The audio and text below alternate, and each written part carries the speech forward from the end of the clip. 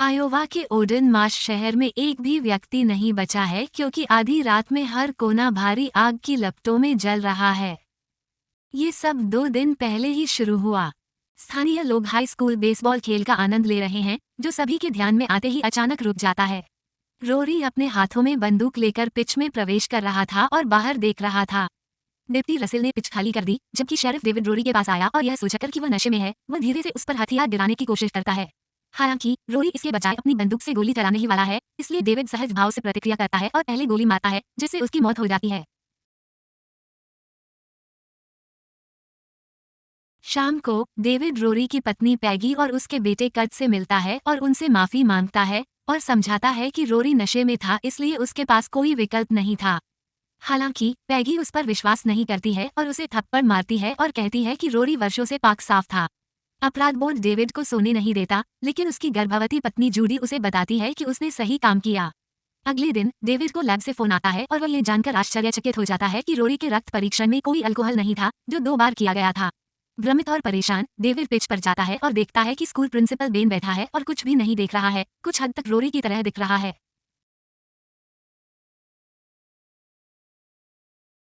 David को उसे इससे बाहर निकालने और थोड़ी बातचीत करने के लिए उसका नाम 2-4 बार पुकारना पड़ता है। इस बीच अस्पताल में डिड्रे अपने पति बिल को डॉक्टर जूडी से मिलने के लिए लाती है। बिल कसम खाता है कि वो बस थक गया है और इसे कोई गंभीर बात नहीं है। वह थोड़ा फैला हुआ भी दिखता है। जब जूडी उससे एक अलग प्रश्न पूछती है तो वह वही उत्तर दोहराता है। शाम को डिएड्रे को गैराज में शोर सुनाई देता है और वो उसे जांचने के लिए दौड़ता है और देखता है कि ट्रैक्टर मशीन चालू है, लेकिन कोई बिल नजर नहीं आता। इसे बंद करने के बाद डिएड्रे ने अपने बेटे को चिल्लाते हुए सुना, इसलिए वो उसे ढूंढने के लिए वापस घर की ओर भागी। जब वो उसका कमरा खाली देखती है तो उसे चिंता होती है, लेकिन बच्चा उसे ढूंढ लेता है और उसे चुप रहने के लिए कहता है। वे अलमारी में छिपने के लिए चले जाते हैं क्योंकि बच्चा बताता है कि बिल के पास चाकू है। उसी समय उन्होंने बिल को सीढ़ियां चढ़ते हुए सुना तो वे चुप रहने की कोशिश करने लगे, लेकिन दुर्भाग्य से बिल उन्हें वैसे भी ढूंढ लेता है और तुरंत दरवाजा बंद कर देता है। अपने परिवार की हताश चिल्लाहट को नजरअंदाज करते हुए बिल पूरे घर में गैसोलीन छिड़कता है और आग लगा देता है। जब तक पुलिस और दमकलकर्मी घर तक पहुंचते हैं, तब तक बहुत देर हो चुकी होती है। डिएड्रे और बच्चा मर चुके होते हैं। जाहिरा तौर पर जब बिल का घर जल रहा था तब वो लॉन की घास काट रहा था, और जब क्रोधित जूडी ने उसके कृत्य के लिए उस पर चिल्लाया तो बिल ने बस सीटी बजा दी। बाद में उसे अपने स्थानांतरण की प्रतीक्षा करने के लिए पुलिस स्टेशन ले जाया गया और वह वहीं अपनी कोठरी में खड़ा रहा, कुछ भी नहीं देखता रहा। शहर के बाहर 3 शिकारी दलदल से नीचे जा रहे थे, तभी वे कुछ पेड़ों में एक पैराशूट फंसा हुआ देखकर आश्चर्यचकित रह गए। जब वे अंत को पानी से बाहर निकालते हैं तो वे चिल्लाते हैं क्योंकि उन्हें एक सेना पायलट का शव मिलता है। जल्द ही पुलिस इसकी जांच करने के लिए आती है और रसेल को एक विमान के दलदल में दुर्घटनाग्रस्त होने की अफवाह सुनने की याद आती है, जो उस समय एक बड़े झूठ की तरह लग रहा था क्योंकि यह इतना बड़ा है कि किसी का ध्यान नहीं जा सकता था। डेविड और रसेल दलदल में एक नाव ले जाने का फैसला करते हैं और ये देखकर चौंक जाते हैं कि पानी के नीचे एक विमान है। आकाश में किसी प्रकार का ड्रोन कैमरा इनिशिएटिव कंटेनमेंट शब्दों के साथ शहर पर जूम करता है। शिष्टाचार एक सिद्धांत को ध्यान में रखते हुए डेविड शोध करता है कि शहर की पानी की आपूर्ति कहां से होती है और पुष्टि करता है कि यह उस दलदल से है, और यह सबसे पहले रोरी के घर तक पहुंचता है। समाचार कवरेज के बिना एक सेना के विमान का नदी में दुर्घटनाग्रस्त हो जाना बहुत ही संदिग्ध है, इसलिए डेविड को लगता है कि विमान पानी को दूषित कर रहा है और लोगों को बीमार कर रहा है। वो और रसेल मेयर से मिलने जाते हैं और उनसे पानी की आपूर्ति बंद करने के लिए कहते हैं, लेकिन मेयर ने मना कर दिया क्योंकि पानी बंद करने से फसलें उगाई और उनके पूरे शहर को दिवालिया बना दिया। अपनों की सुरक्षा को लेकर चिंतित डेविड ने सीधे आदेशों को नजरअंदाज करने का फैसला किया और खुद पानी की आपूर्ति बंद कर दी, यहाँ तक कि वाल्व भी हटा दिया ताकि कोई भी इसे वापस चालू न कर सके। जब वे स्टेशन लौटते हैं तो वे बिल को उसकी कोठरी के फर्श पर खून से लथपथ देखकर परेशान हो जाते हैं। उन्हें आश्चर्य होता है कि क्या वो मर चुका है, लेकिन जब वे करीब आते हैं बिल जाग जाता है और ज़ोंबी जैसा दिखने के साथ उन पर हमला करने की कोशिश करता है। डेविड को एहसास होता है कि बिल को अब तक उठाया जाना चाहिए था, लेकिन जब वो अपने उच्च अधिकारियों से संपर्क करने की कोशिश करता है तो उसे पता चलता है कि फोन लाइनें काम नहीं कर रही हैं और कोई इंटरनेट नहीं है। फिर डेविड बाहर जाता है और पाता है कि शहर पूरी तरह से सुनसान है, सिवाय एक महिला के जो एक बच्चे की साइकिल पर गुजर रही है। उसी समय एक रहस्यमयी काली कार उसकी तस्वीरें लेती है, लेकिन जब डेविड उसके पास जाने की कोशिश करता है तो कार तेजी से निकल जाती है। इसके बाद डेविड मुर्दाघर जाता है और जब वो सबसे पहले मिले शव की जांच करता है तो उसे पता चलता है कि उसका मुंह और आंखें सिले हुए हैं। दूसरी टेबल से आने वाली आवाज से पता चलता है कि शरीर अभी भी जीवित है और जब डेविड ने उसकी जांच की तो उसने पाया कि चेहरा भी सिल दिया गया है। डेविड धागे को काटने की कोशिश करता है और मेडिकल परीक्षक डेविड को पीछे से मारने से ठीक पहले वो आदमी उसे चेतावनी देता है। ऐसा लगता है कि यह लड़का भी संक्रमित है और लड़ाई शुरू हो जाती है क्योंकि वो डेविड को हड्डी काटने वाले चाकू से मारने की कोशिश करता है जिससे उसके कंधे पर चोट लग जाती है। डेविड केबल को खींचता है जिससे कटर परीक्षक को चोट पहुंचाता है, अंततः उसकी मौत हो जाती है। हालांकि कटर फर्श पर उछलने लगता है और डेविड के पीछे आने लगता है, लेकिन समय रहते रसेल ने उसे बचा लिया। बाद में डेविड घर जाता है और अपनी पत्नी को अपने माता पिता के घर भागने के लिए मनाने की कोशिश करता है, लेकिन जूडी ने इनकार कर दिया कि आपात स्थिति में शहर को एक डॉक्टर की जरूरत है। अचानक जूडी को उनके घर के बाहर कोई दिखाई देता है और डेविड खलिहान की जांच करने के लिए बाहर जाता है, लेकिन सेना द्वारा उसे गिरफ्तार कर लिया जाता है। वे उसे खींचकर एक बस में ले जाते हैं जहां उसे जूडी और रसेल सहित कई अपहृत स्थानीय लोग मिलते हैं। बस उन्हें स्थानीय स्कूल में स्थापित एक सैन्य शिविर में ले जाती है जहां लोगों को बाढ़ के पीछे रखा जा रहा है। रेडियोधर्मिता और शरीर के तापमान को स्कैन करने के लिए समूह को कुछ टेंटों के माध्यम से ले जाया जाता है और खराब परिणाम वाले प्रत्येक व्यक्ति को परिवारों से अलग कर दिया जाता है, भले ही वो सिर्फ बच्चे ही क्यों न हों। दुर्भाग्य से जूडी का तापमान बढ़ गया और सैनिक उसे ले गए, जिससे डेविड को अपने बंधकों के खिलाफ लड़ना पड़ा। हालांकि उस पर आसानी से काबू पा लिया गया और उसे बाहर कर दिया गया। जूडी को एक स्ट्रेचर से बांध दिया जाता है और अंदर ले जाया जाता है जहां वह नकाबपोश, स्थानीय पीड़ा और खून के धब्बों में बहुत सारे सैनिकों को देखती है। जब वे उसे बेहोश करने आते हैं तो वह चिल्लाए बिना नहीं रह पाती। जब वो उठती है तो खुद को एक कमरे में दर्जनों लोगों के साथ स्ट्रेचर से बंधा हुआ पाती है और बाहर हिंसक आवाजें सुनती है। ऐसा लगता है कि एक कार शिविर की बाढ़ से टकरा गई है और लोग मौका पाकर भागने का प्रयास कर रहे हैं। जैसे ही सैनिक उन्हें रोकने की कोशिश करते हैं, एक हिंसक दंगा शुरू हो जाता है और संक्रमित लोग नियंत्रण क्षेत्र का उल्लंघन करते हैं। ऐसी गड़बड़ी को नियंत्रित करने में असमर्थ सैनिक और डॉक्टर मरीजों को स्ट्रेचर पर बंधा हुआ छोड़कर हेलीकॉप्टरों में भाग जाते हैं। इस बीच डेविड एक ट्रक के अंदर जागता है जो उसे दूसरे शिविर में ले गया है, जहां सभी को एक कंगन दिया गया है जो उन्हें संक्रमित नहीं होने का संकेत देता है। जाहिरा तौर पर सभी स्वस्थ लोगों को स्थानांतरित कर दिया जाएगा, लेकिन डेविड ने जूडी के बिना जाने से इनकार कर दिया। एक पड़ोसी ने उसे बताया कि शहर बंद कर दिया गया है और हर राजमार्ग पर बाधाओं ने भागने की कोशिश करने वाले पूरे परिवारों को मार डाला है, लेकिन डेविड उसे काया कहता है। कुछ क्षण बाद डेविड वापस पुलिस स्टेशन पहुंचता है और बिल को फर्श पर मृत पाता है। वो अपनी बंदूक ढूंढता है और शोर सुनकर उस पर तान देता है, लेकिन ये रसेल जब वे दोनों बाहर से आ रही काली कार की आवाज सुनते हैं तो तुरंत छिप जाते हैं और डेविड बताते हैं कि जूडी को केवल इसलिए बुखार है क्योंकि वह गर्भवती है, इसलिए रसेल उसे बचाने में मदद करना स्वीकार करता है। जूडी के पास वापस उसे एहसास हुआ कि उसकी दोस्त बेका उसके पास स्ट्रेचर पर है। उनकी बातचीत अचानक एक अजीब शोर से बाधित हो जाती है और एक छाया बेन को दिखाने के लिए इधर उधर घूमती है जो खून से लथपथ है और खेती का कांटा ले जा रहा है। स्पष्ट रूप से संक्रमित होने पर वह कमरे के चारों ओर घूमना शुरू कर देता है और बिना किसी दया के मरीजों को कांटे से मारना शुरू कर देता है। अंततः वह बेका के पास पहुंचता है, लेकिन इससे पहले कि वो उसे चाकू मार पाता, जूडी उसका ध्यान भटकाने के लिए चिल्लाने लगती है। फिर बेन उसकी ओर बढ़ता है और कांटा उठाता है, लेकिन डेविड और रसेल द्वारा उसे गोली मार दी जाती है। लोग जूडी और बेका को बचाते हैं और बाहर जाते हैं, जहां उन्हें दंगे के परिणामस्वरूप पूरा नरसंहार देखने को मिलता है। फिर समूह शहर को पार करना शुरू कर देता है और देखता है कि सब कुछ नष्ट हो गया है और आग लग गई है। उन्होंने एक पागल व्यक्ति को कार पर मुक्का मारते हुए भी देखा, लेकिन सौभाग्य से उन पर ध्यान नहीं दिया गया। जैसे ही वे एक चालू कार की तलाश करते हैं, वे अचानक एक शोर सुनते हैं और एक ट्रक के पीछे छिप जाते हैं। ये पता चला है कि शिकारी लोगों का पीछा कर रहे हैं और उनके शवों को ट्रक के पीछे फेंकने से पहले उन्हें गोली मार रहे हैं। सौभाग्य से वे जल्द ही भाग जाते हैं और समूह आगे बढ़ सकता है। आखिरकार वे बेका के प्रेमी के घर के पास पहुंचते हैं, इसलिए वो उसकी तलाश करने के लिए दौड़ती है। स्कॉटी ने अपने हथियार निकालकर उनका स्वागत किया, लेकिन जब डेविड ने अपनी बंदूक उस पर तान दी तो स्कॉटी ने माफी मांगी और कहा कि वो केवल आश्वस्त होना चाहता था। वो समझाता है कि उसकी मां भी ठीक है और वो सामान इकट्ठा कर रही है, लेकिन जब वे लोगों को करीब आते देखते हैं तो वे बाधित हो जाते हैं। समूह खलिहान में छिप जाता है और देखता है कि कैसे सैनिकों का एक झुंड घर को घेर लेता है और बूढ़ी औरत पर परीक्षण करने के लिए उसे बाहर खींच लेता है। स्कॉटी इसे बर्दाश्त नहीं कर सकता और डेविड की चेतावनियों को नजरअंदाज करते हुए अपनी मां को बचाने के लिए बाहर भागता है, लेकिन सैनिकों ने उन दोनों को गोली मार दी और शवों को आग लगाने के लिए फ्लेमेथ्रोवर का उपयोग किया।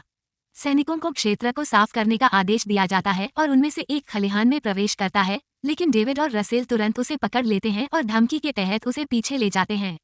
बहुत ही युवा सैनिक ने बताया कि उसे भी विस्तृत जानकारी नहीं है, स्क्वाड्रन को केवल आदेशों के तहत उड़ाया गया था। उसने नागरिकों को गोली मारने के लिए सेना में भर्ती नहीं किया था और कसम खाई थी कि अगर उन्होंने उसे जाने दिया तो वो उनके बारे में किसी को नहीं बताएगा। डेविड उसे अभी भी खतरे में होने का मौका देता है और सैनिक बाहर चला जाता है और दूसरों को बताता है कि यहाँ कोई नहीं है, इसलिए उन्हें जाना चाहिए। अगली सुबह समूह डेविड के घर पहुंचता है, जबकि रसेल एक पुरानी कार की मरम्मत पर काम करता है। अन्य लोग सामान इकट्ठा करते हैं और जूडी अपने पीछे एक संक्रमित पैगी को न देखकर अलविदा कहने के लिए नर्सरी में रुकने का फैसला करती है। नीचे डेविड एक शोर सुनता है और नर्सरी की ओर भागता है, लेकिन जूडी को एक कुर्सी से बंधा हुआ पाता है। अचानक एक संक्रमित कट उसे मारने की कोशिश करने के लिए उस पर कूद पड़ता है और जब डेविड अपनी गिरी हुई बंदूक तक पहुंचने की कोशिश करता है तो पैगी उसके हाथ पर चाकू मार देती है, जिससे वो फर्श पर फंस जाती है। फिर वह बंदूक पकड़ती है और जूडी पर निशाना साधती है, इसलिए उसका ध्यान भटकाने के लिए डेविड उसे याद दिलाता है कि उसने ही उसके पति को मारा था। पैगी उसकी ओर बंदूक घुमाती है, लेकिन डेविड तुरंत उसे निहत्था कर देता है और अपना हाथ छुड़ाकर कट को दूर धकेल देता है और पैगी पर चाकू से वार कर देता है, जिससे उसकी मौत हो जाती है। फिर कट बंदूक पकड़ लेता है और डेविड को लगभग मार ही देता है, लेकिन रसेल पहले खिड़की से गोली मारकर उसे मार देता है। बाद में डेविड जूडी को मुक्त कर देता है, जबकि रसेल कुछ अतिरिक्त बार शवों पर गोली चलाने के लिए आता है। इससे जूडी परेशान हो जाती है और उसे चिंता होती है कि वह भी संक्रमित हो सकता है, लेकिन डेविड बताता है कि वे अपनी जान के लिए उसके ऋणी हैं। समूह कार में निकल जाता है और थोड़ी देर गाड़ी चलाने के बाद बेका को खांसी होने लगती है। रसेल सोचता है संक्रमित हो सकते हैं और जल्द ही हर कोई एक दूसरे से बहस कर रहा है। उसी समय उन्होंने देखा कि एक हेलीकॉप्टर उड़ रहा है, इसलिए नजर से बचने के लिए डेविड कार घुमाता है और कार वॉश के अंदर छिप जाता है। जब वे हेलीकॉप्टर के निकलने का इंतजार करते हैं, बेका बाहर किसी को देखती है और वॉशिंग मशीन चालू होते ही अचानक प्लेटफॉर्म हिलने लगता है। डेविड उन्हें बाहर निकालने की कोशिश करता है, लेकिन कार प्लेटफॉर्म के पास रहती है। जल्द ही संक्रमित कर्मचारियों का एक समूह वाहन को घेर लेता है और समूह पर हमला कर देता है, अंदर पहुंचने में सक्षम होने के लिए खिड़कियां तोड़ देता है। जैसे ही डेविड उनमें से एक के खिलाफ लड़ता है, दूसरा बेका के पास पहुंचता है, इसलिए वह कार पर उसका सिर तोड़ देती है और उसे लात मारकर गिरा देती है। बहुत संघर्ष करने के बाद डेविड भी दूसरे आदमी को धक्का देने में सफल हो जाता है और अंततः कार को आगे बढ़ाने में सफल हो जाता है, लेकिन एक अन्य कर्मचारी कार के पीछे आता है और बेका की गर्दन के चारों ओर एक नली डाल देता है, जिसे बाहर खींच लिया जाता है और मार दिया जाता है।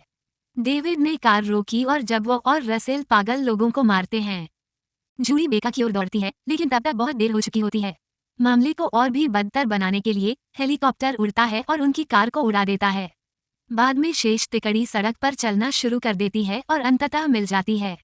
रसेल का ट्रक, जो कीलों से क्षतिग्रस्त हो गया था, उसी समय वे रहस्यमयी काली कार को आते हुए देखते हैं और डेविड फैसला करता है कि उन्हें इसे चुरा लेना चाहिए, लेकिन रसेल अनावश्यक रूप से आक्रामक हो जाता है और सड़क पर कीले फेंक देता है, जिससे कार पलट जाती है और दुर्घटनाग्रस्त हो जाती है। एक एजेंट कार से बाहर निकलता है और रसेल उसे गोली मारने की कोशिश करता है, लेकिन डेविड उसे रोकता है और स्पष्टीकरण मांगता है। एजेंट का कहना है कि विमान आबादी को अस्थिर करने के लिए डिजाइन किए गए एक प्रोटोटाइप जैविक हथियार को स्थानांतरित कर रहा था, लेकिन जब यह नष्ट होने के लिए टेक्सास जा रहा था तो ये दुर्घटनाग्रस्त हो गया। ऊष्मायन अवधि 48 घंटे है। क्रोधित डेविड ने उस व्यक्ति को घूंसा मारा और घोषणा की कि वो उसकी मदद करना चाहता है, लेकिन रसेल ने उस व्यक्ति को गोली मार दी और डेविड को इस तथ्य का एहसास हुआ कि उसका दोस्त संक्रमित होना चाहिए। डेविड रसेल की राइफल छीन लेता है, लेकिन रसेल को पता चलता है कि उसके पास ही एक बंदूक है और वो उसे उन पर तान देता है, जिससे वे उसे उस राइफल वापस दे देते हैं और उन्हें याद दिलाते हैं कि उसकी आर्मी रंग चाहिए।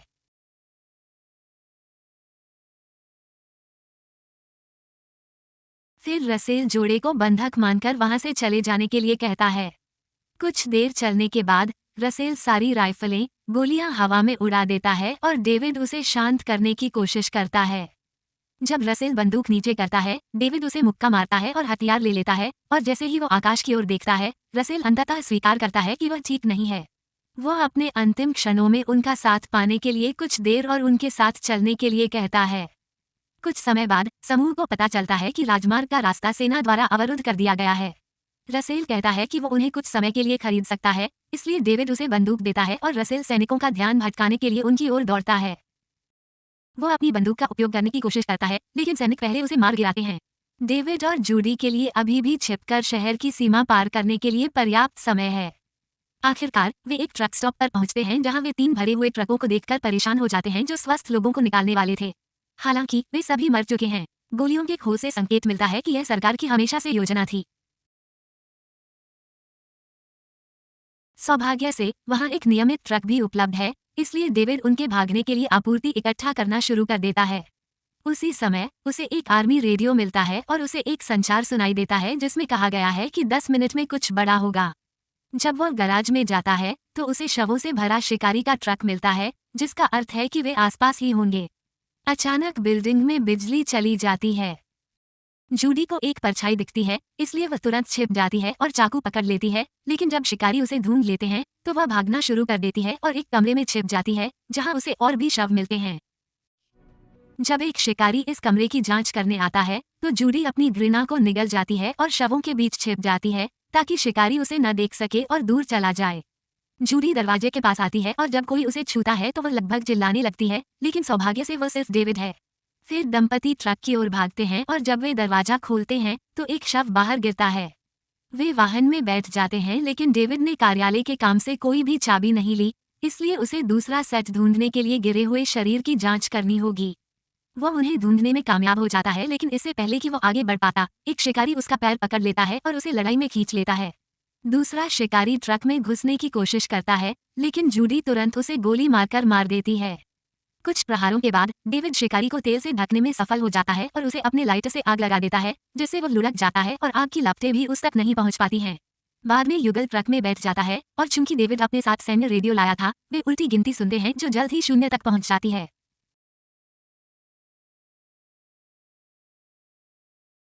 अचानक उन्हें एक विस्फोट सुनाई देता है और जैसे ही एक बहुत तेज रोशनी पूरे क्षेत्र को रोशन करती है, उन्हें एहसास होता है कि सेना ने उनके शहर को उड़ा दिया है।